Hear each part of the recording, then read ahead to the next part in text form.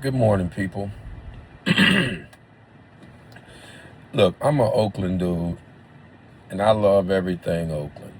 I know the Warriors, the Raiders. I used to love the A's until the old owner died, and you know, the new owners at that point. I don't know if they changed because I stopped paying attention to them. Didn't seem like they were interested in building a winning team, so I kind of divorced them.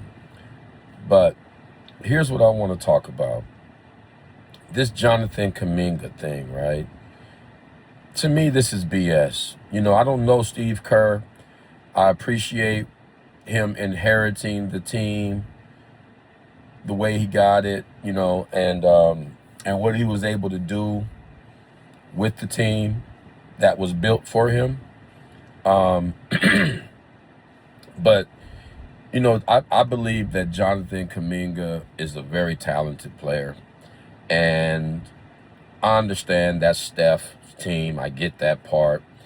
But the way I look at life and the things that I'm into, it's not about me. It's about the project.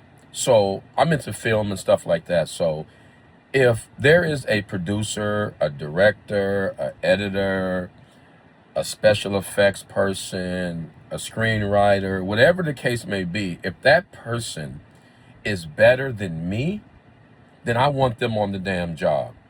Because it's not about my ego. It's not about my name. What I want to be associated with is a winner, a hit. You know what I'm saying? That's what I'm after, a hit. And to me, if Jonathan Kuminga can go in there and cut loose and give the opposing team a headache, that makes it easier for Steph. That makes it easier for Draymond. You know, I'm shocked at Joe Lacob. When I remember when he first bought that team and got rid of what I consider our version of Allen Iverson, which was Monte Ellis. He was the one that was filling seats. People came to see him. That was our first high school draft pick, and he was balling out of control. He was our version of Allen Iverson. And when he traded him away, I hated him. Then I did research on him and found out, this dude was a VC and he's smart and this and that. And then when they brought in this kid, looked like he was about 11 years old. I'm like, you're getting rid of Monte Ellis for this dude? I was upset because I endured years and years and years and years and years of losing and not being able to watch the Warriors play on Channel 36 in Oakland. The only time we got to watch the Warriors play, because I couldn't afford to go to a game. So I had to watch it on TV. And when they weren't on TV, I didn't see them. Is when Jordan came to town, the Lakers came to town. The only time we got to see them play is when they got their ass whooped. That's not cool. He turned the team around. I love him for it. And I just think that at this point, it's not about Steve Kerr. It's about giving Steph everything he needs to go out right up under or over Michael Jordan. Michael Jordan got 6 rings. Steph got 4. He needs 2 more before he goes. You know what I'm saying? He deserves that. And I think that Joe Lacob, it's time to come in, call in Steph, call in Steve Kerr, call in Jonathan Kuminga, take them out on a fucking yacht, and figure this out. And let it be known this is not going to happen. We are going to come together and make sure that when Steph decides to sit at home with his wife and kids, that he has the most championships that he could have.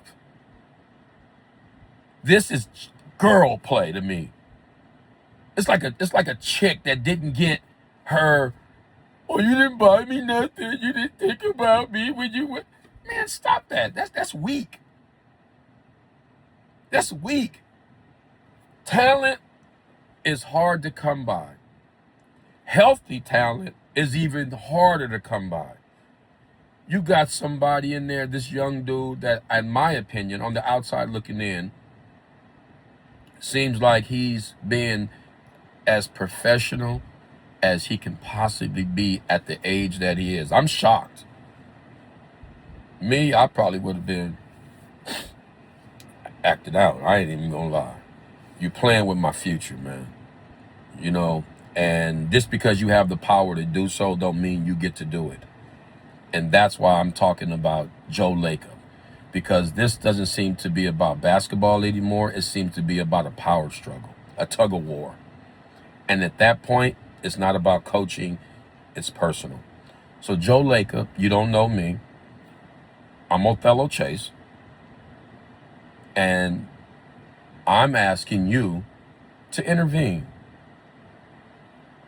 to repair what's been broken. And what I like to tell people is accepting accountability. It, what's the word I'm looking for?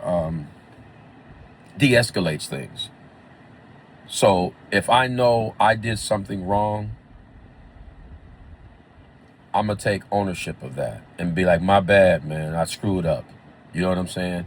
And be sincere about it. And try and make this right. And ask Cumingo, what can be done to repair this? It doesn't hurt to ask. You'll never know what you get until you open your mouth and ask for it. A closed mouth don't get fed. And hear what he has to say. I don't know if Joe Lacob and Jonathan Kuminga had a conversation, but I think it's time. If it hasn't, what do you want? Without the pain and suffering in your heart, what do you really want? When you first got here, did you want to be here? While you were here, did you want to stay here? And what do you want today, right now, at this moment? And acknowledge if there was wrong done, acknowledge that wrong and come together and figure out a way to make it right.